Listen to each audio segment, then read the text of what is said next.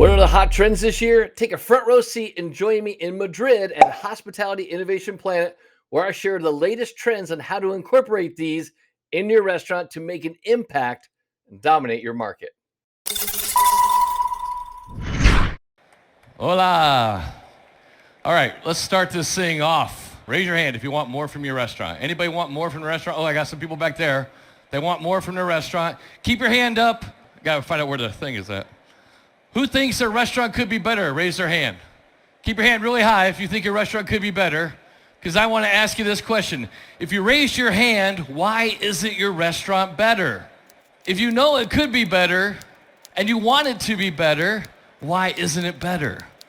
We're going to talk about those things today. I'm going to give you a bunch of tools to take with you that you can actually start getting those questions answered, that I know my restaurant can be better and I want it to be better, but I don't know how to get there. How many times have you heard a consultant tell you you should work more on your business, less in your business? They say it all the time, but they don't tell you how to do it. I'm going to show you how to do it today. If we've never met before, my name is Donald Burns. I am known as the restaurant coach. I am a former, I always say I'm a recovering restaurant owner, a consultant. I've been a chef with an American chef named Wolfgang Puck. I was a chef for Wolf for 5 years. I'm a restaurant investor and a former Air Force pararescue. Oh, I got to do the pose. Everyone always says do the pose. I also have a few books out.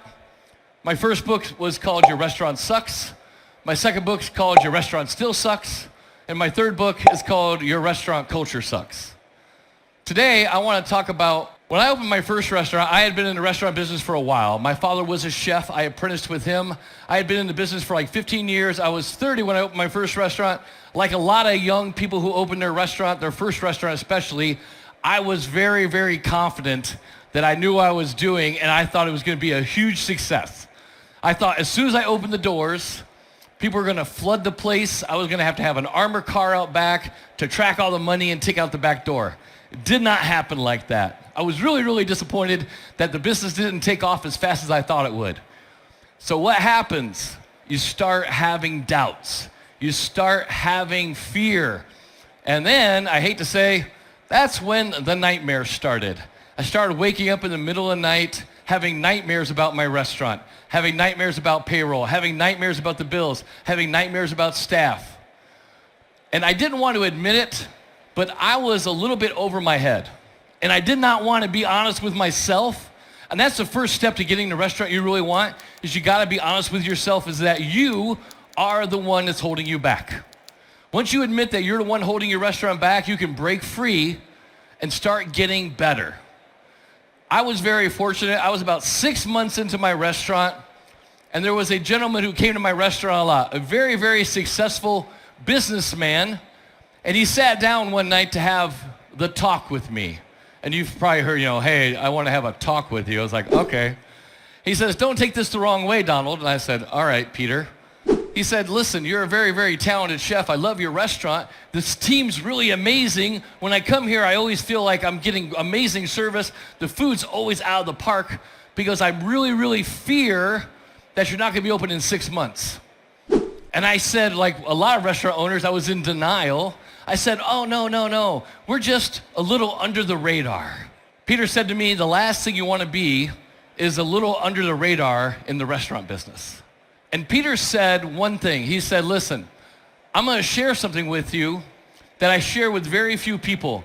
And if you understand this concept, it will change your life. He took out a napkin, and he took out this little napkin on the cocktail table, and he took a pen out of his pocket, and he wrote on there 3 words. He wrote, people, product, process. I did not know that little napkin, and I still have the napkin actually to this day. It's in a little box in my office. I still have that napkin because this little framework called the 3P framework, people, product, process, changed the course of my life and also changed the trajectory of my restaurant. It got me from being stuck working in my restaurant to where I can start working on my restaurant. And I'm going to share today, I'm going to show you exactly what the 3P framework looks like. I've spent the last 13 years modifying this, refining it, and I teach this to all my clients. The 3P framework works if you follow the framework. It's always people, product, process. I will tell my clients this. I will give you the 3P framework. I will tell you the exact order you have to put everything in. They will try to mix around the combination, and it never works. Because everyone always thinks it starts with product. It's like I gotta know my menu, because I have a menu because I'm a restaurant. Well, you know what? Then I need some processes. I need some checklist. Oh, then I probably need to hire some people, better people. No, it's always people, product, process. And anything that you're stuck in your restaurant, I will tell you right now, this 3P framework is the key to unlocking success. If your marketing sucks, excuse my language, if your marketing sucks, it's not really you need more marketing. You want to fix your menu first. You want to have a highly profitable menu. And to have a highly profitable menu, you got to know your food cost. Same thing, when people say, I can't hire good people. There's no good people out there. How many people are having problems hiring people? A lot of people are having problems hiring people. A lot of times I will say, when they say, oh, I just can't find anybody, I'll say, is it really there's no one out there, or is it that really no one wants to work for you? Ooh, that hurts them. That's kind of like a kick. But you got to face reality. In my very first book, Your Restaurant Sucks, the very first quote in the book is, the truth will set you free, but first it will piss you off. It's so true. There's things we know that we're not doing that we know we should do. And I say restaurant owners are famous for shoulding. I should cost out my menu. I should market more. I should look at some new tech stacks. I should look at some new stuff. I should. Basically, you should all over yourself. You got to stop shitting on yourself. You got to turn that should into a must.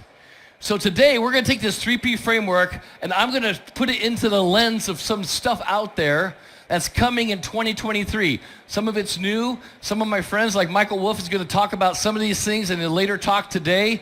But these are some really cool ideas. If you take that knowledge and apply it, you're going to get a better restaurant. So new trends coming. We're going to use the 3P framework for this. The first one, of course, is people. You want to focus on your guest and team. Now, I put guest and team, but I want you to start thinking about this. Most restaurant owners focused on the guest experience. We're always concerned about the guest experience. Was the guest happy? How long did they wait? Well, how was the food? What was this and this? I want you to start thinking in 2023, I want you to focus more on the team experience. Because here's my motto. If I make a better team experience, they will create an amazing guest experience. But so many times we have the combination backwards, just like that 3P framework. So let's focus on things that we can do to actually bring people into the place. The first one we're going to talk about is text message marketing, SMS marketing. I will tell you right now, 10 years ago, no one did text message marketing. No one did influencer marketing. There's a great company, Solo Foodies. These guys are awesome. I mean, if you want to drive traffic to your place with using modern technology, talk to these guys. These guys will get influencers to come to your restaurant. All it is going to cost you is a meal, and they will have people come to your restaurant, and they'll use SMS marketing too. A lot of restaurants are using SMS marketing. Here's the stats about SMS marketing you want to understand. 80% of consumers prefer to communicate with you via text. And the beautiful thing about a text message, how many people usually read their text message right away? 90% do. As soon as I get a text message, and I see, on my Apple Watch, all of a sudden I'll get a message on my phone or my watch right away. You got to understand. And then there's certain technology you can use, things like Chat GPT, GPT-3, which is new AI technology. You can integrate this stuff to your SMS to be automated, where it actually will respond using artificial intelligence based on the words they say and what they ask. It's going to be really, really crazy in the next couple of years. It's going to be crazy. But SMS marketing is really where it's at. Now, this works in the United States. I don't know if it'll work over here. But in the U.S., the business model and the work days are shifting. After COVID happened and all the restaurants shut down, of course, a lot of people left the restaurant industry. Why? because the restaurant industry has a horrible, horrible reputation for being a bad place to work. We have to do a better job of treating people like human beings if we want to bring people back into the restaurant industry. So one of the things in the United States they're looking at is called shorter work weeks. They took it wasn't a brand new idea. They actually just took the model of like hospital workers, firefighters, paramedics, and they started doing like these new job models, which is really actually working well for a lot of restaurant brands. Two of them that are really familiar is there's a restaurant called Dig. Dig is doing a 4-day work week. That's really working well. And then, of course, like anytime somebody comes up with something and says, oh, you got 4, I can beat that, and I can do 3. Everybody heard of Chick-fil-A? Chick-fil-A is a pretty famous brand in the United States. There's a franchisee in Florida who went to a 3-day work week. They work 3 days on, 3 days off. They work in what's called a pod. So the beautiful thing about this is that when you work in your pod, you work with the same people all 3 days. So you get used to how they work. You get used to their tempo. You get used to their rhythm. You kind of get this kind of gel with them, and you kind of get this kind of rhythm going. It's really great. So they work 3 days on, 3 days off, 3 days on, 3 days off. It's kind of a weird schedule, but it really works for these people. And he saw turnover drop down to like 5%. And he saw people applying like crazy because they thought this was so cool. You got to start thinking outside the box about how we're going to start treating people a little bit better. In the product part, we're going to really focus on menu and marketing. That's in the 3P framework. The product part is all about menu and marketing.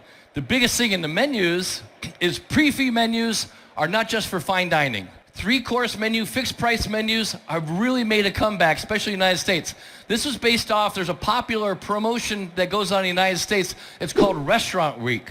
Restaurant Week is restaurants will come together and they'll do a special 3-course menu for a low price to drive traffic. Well, a lot of people said, why do we have to wait for Restaurant Week? Why don't we just run a fixed price menu during the weekdays when it's slow to drive traffic? So a lot of people are doing this fixed price menus. I like to call them different things depending on your market. If you're a little more upscale, you can call it a pre-fee menu. You can call it a fixed price menu. A lot of my clients, they call them a locals menu, and they run their locals menus on like Tuesday, Wednesdays, Thursdays to drive traffic on those slower nights.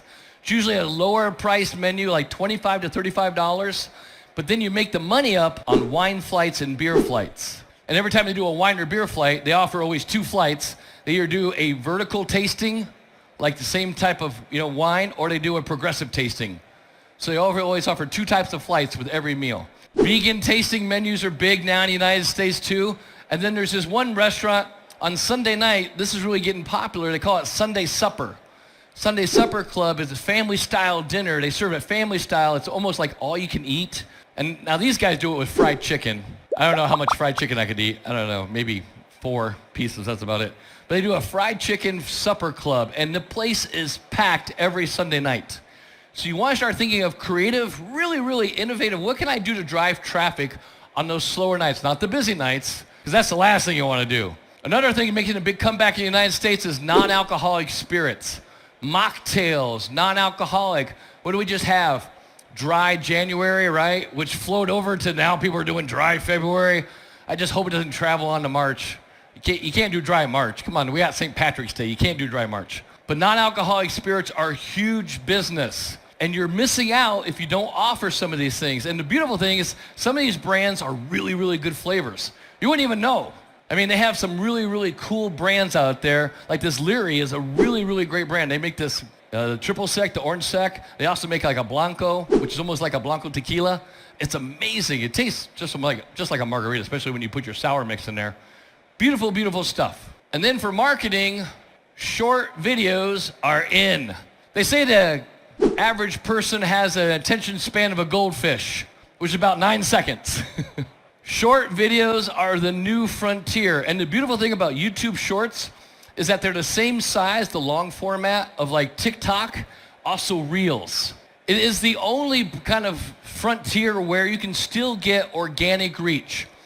YouTube is investing a lot of money into shorts.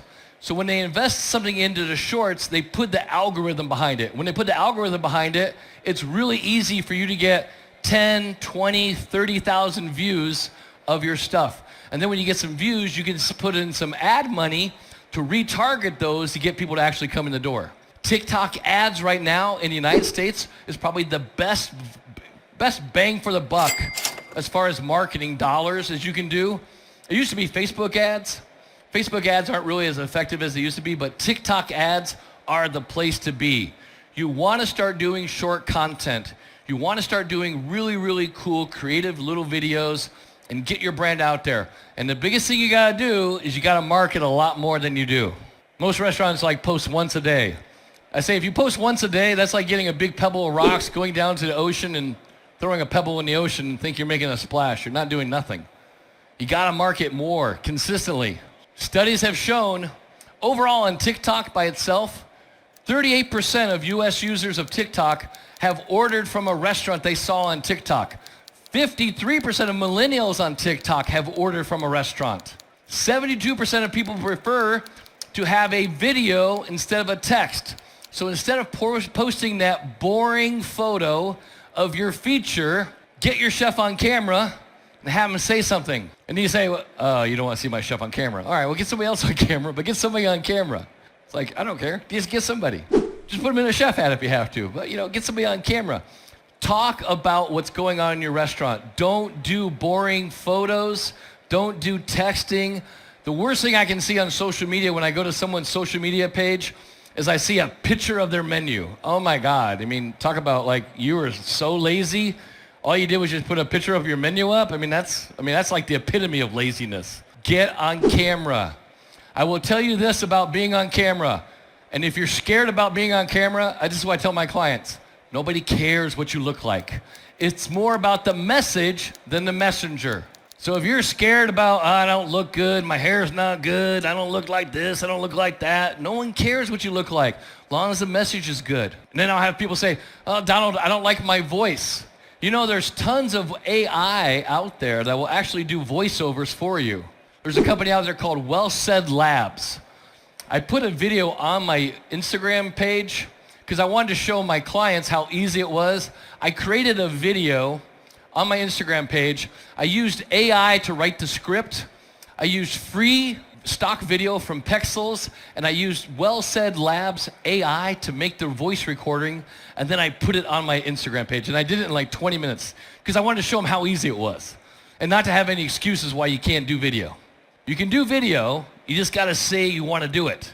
They're estimating by the end of this year, 90% of all traffic on the internet is going to be short form video. You want to jump on that bandwagon right now. You got to. Social media is also not just a place for you to talk about your restaurant, it's also a great place to interact with your guests. Having stuff on your call to action, message me, DM me, want reservations, message us. A lot of people are going through social media because a lot of these, especially these Gen Zs, they like to stay in the apps. And when they're on your Instagram page, they want to go where it's convenient for them. And if they can just hit a button and message your restaurant and talk to someone live time, they're going to be converted and they're going to come to your place. The worst thing you can do for a younger millennial or a Gen Z is make them go all over the place. Make them have extra clicks. The fewer clicks, the better. You want to make sure you keep them engaged and interact with them as soon as you can. And a lot of this stuff can be integrated with like ChatGPT to have it automated responses. It's pretty cool stuff coming up this way. The other thing you want to do is you want to sell a journey. You've probably heard of the traditional pub crawl. A lot of bars do a pub crawl where they go from Irish bar to Irish bar. Well, then someone got the idea, well, why don't we do it for other stuff? Why don't we do a taco crawl, or why don't we do a pizza crawl? Why don't we do a burger crawl? And then they started getting together with restaurants in their town and started organizing together. Remember, you think that you're solo and you think that your competition's out to crush you. They're just trying to survive too. Work with people. Compound your social media. Because let's put it this way, if I did let's use the example for Spain.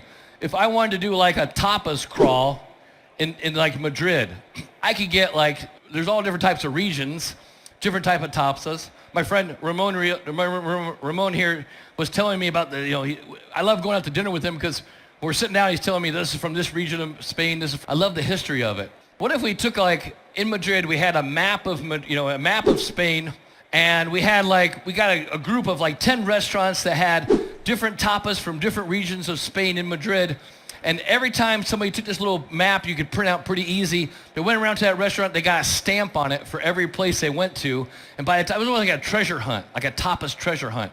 And they stamped this map, and then they brought it back and they could enter a drawing for a prize. 10 restaurants working together. Let's say you all have 5,000 followers on Instagram. Think about that. 10 times 5, that's 50,000 people now you're reaching. And it didn't take you anything, just a little collaboration, just working together a little bit more. It's so easy, but you get so stuck in your head about they're out to take my business. And then the big thing is Chat GPT, AI. This thing is amazing. My clients use this all the time. We use it for stuff like writing better social media posts. So I took a social media post and I said, on here, I said, draft out an Instagram post for an online pizza restaurant using the tone and style of Guy Fieri, a famous celebrity chef. And Chat GPT made this post, including the emojis and hashtags. It was pretty cool. We also took the Chat GPT and I said, oh, what else can it do? Hey, would it write out a video script for a restaurant so they can start doing short form videos? So I put in there, draft out a 3-minute video script for Altavino restaurant who makes their pasta from scratch. It even gave me the cues for the video. Starts off with a sheet of this, cuts to this, narrator says this, cuts to this scene. It is amazing what this stuff will do. And then you're thinking, well, I probably should email people more often. Well, hey, don't know what to write in an email? Just get ChatGPT to write an email for you. I have clients that use ChatGPT to write emails for them. You want to be out in front of your guests all the time. You have to be out in front of your guests all the time. In the process part, we talk about strategy and profitability. 2 big things I talked about a little bit. Number 1 is partnerships. You want to start partnering with people, partnering with places. Starbucks has a deal with Delta Airlines. Think about who in your market could you partner with to help cross-promote each other. It doesn't necessarily have to be an airline. It could be maybe a car dealer, stuff like that. Think of like who could you promote with or cross-promote in your market to get more business and get more exposure. Another thing is like pop-ups with chefs. Chefs collaborations are a huge thing. A lot of times we think this is only for the super high-end restaurants. It doesn't have to be. Call up some people. Hey, man, I'd love to have you come down and like do a dish of the night, do a pop-in, do some video, have them hanging out and stuff like that. You got to have more collaborations. We got to start finding ways to start working together if we want our restaurants to survive. Not thinking it's all just me and I'm not going to work with anybody else. And then lastly, with inflation, supply chain issues, you really need to double down on your food costing. Every month I'll have someone call me and they'll say, Donald, my food cost is 30%. Is that good? And I'll say, I don't know. And they'll say, what do you mean you don't know? I'll say, let me ask you a question. What's your theoretical food cost? And they say, I don't know. And I said, that's the problem. You see, theoretical food cost is the one you want to know. Theoretical food cost is called perfect world. That's where I cost out everything on my menu down to the penny. That's what I call theoretical or perfect world. To me, I look at theoretical as potential. Actual is how most people do their food costing. Most people take their invoices, divide it by their sales, and they say, that's my food cost. So this guy who calls me and says, my food cost is 30%, is that good? I'll say, I don't know. If your theoretical is 28, 30% is a pretty good food cost. But if your theoretical is 21, you've got a big gap there. The average restaurant has a gap between theoretical and actual food cost of 9%. When restaurants say to me, I'm only making 2 to 5% profit, I'll tell them right now, the first thing I'll ask them is, do you know your theoretical food cost? And they say no. I say, we can find 5% right there. Just by knowing the theoretical and actual food cost and closing that gap, trust me, you can find anywhere from 3 to 8% in your profits right there if you just did the work on it. I'm always shocked when people don't know what their food cost is. I always say it's like gonna give me a heart attack. It's gonna be bad. So double down your food cost. You must know your cost. You must know your numbers. I always have a saying, if you don't know your numbers, you don't have a business. What you have is a hobby, a very expensive hobby. And your spouse is probably very tired of that hobby. Like, when's this hobby gonna pay the bills? When's this hobby gonna get us a vacation? When's this hobby gonna buy me a Louis Vuitton? They wanna know these things. Now, everything I talked about today is basically a tool. But tools are just potential. Like a hammer on the table is just potential. You have to pick up the hammer and actually apply it. And how you use the tool depends on the results you want. I can pick up a hammer on the table. I can put a nail on the wall. I can hammer a nail on the wall. I can hang up a picture of my family. Great use of tools. I can take that hammer, hit someone in the head out of anger, go to jail for a very long time. Bad use of tools. Tools are just potential. It's how you apply them is going to make the difference in your life and in your restaurant. The biggest thing I will tell you above everything else, please, if my slides work, whatever your goals are, don't wait. We all have these big audacious goals. I call them bags. We want to make this much money. I want to get my restaurant to this many million. I want to make this kind of profit. I want to take these many vacations. Whatever your goals are, don't wait. Please. You know why? Because the problem is you think you have time. And I will tell you right now, you don't. Let me share a story with you. September 27th, 2018, I died twice. I had cardiac arrest. Just blacked out. If it wasn't for a couple really good, off-duty police officers that gave me CPR and brought me back, I wouldn't be here today. The problem I did with a lot of my stuff I had up until then, with a lot of my goals, pushing my brand, writing books, I thought I had plenty of time. And then time was just up. I didn't get a warning. I didn't get a message in the mail saying, hey, Donald, next week you're going to have a cardiac arrest and die. You might want to get all your stuff together and make sure you get all your goals done. No, you don't know when your time is up. Do not wait to take action. You got to start making moves today, and you got to start making a plan. Do not wait. Take action today to get the restaurant and the life that you truly, truly desire. To help you with that, I do have books. My first book is called Your Restaurant Sucks. My second book is called Your Restaurant Still Sucks. And my third book is called Your Restaurant Culture Sucks. And then everyone's been on me. I've been coming, this is my 6th year at HIP. Everyone's saying, hey, Donald, when are you going to put your book in Spanish? It's done. So Your Restaurant Sucks, and then Tu Restaurante Apesta. So I have those books available for you. They are available on Amazon. If you like to hang out, I'll have some books to give away. It's going to be a first come, first served basis. You got to line up over here. I want to say thank you so much. I appreciate you guys so much. Thank you.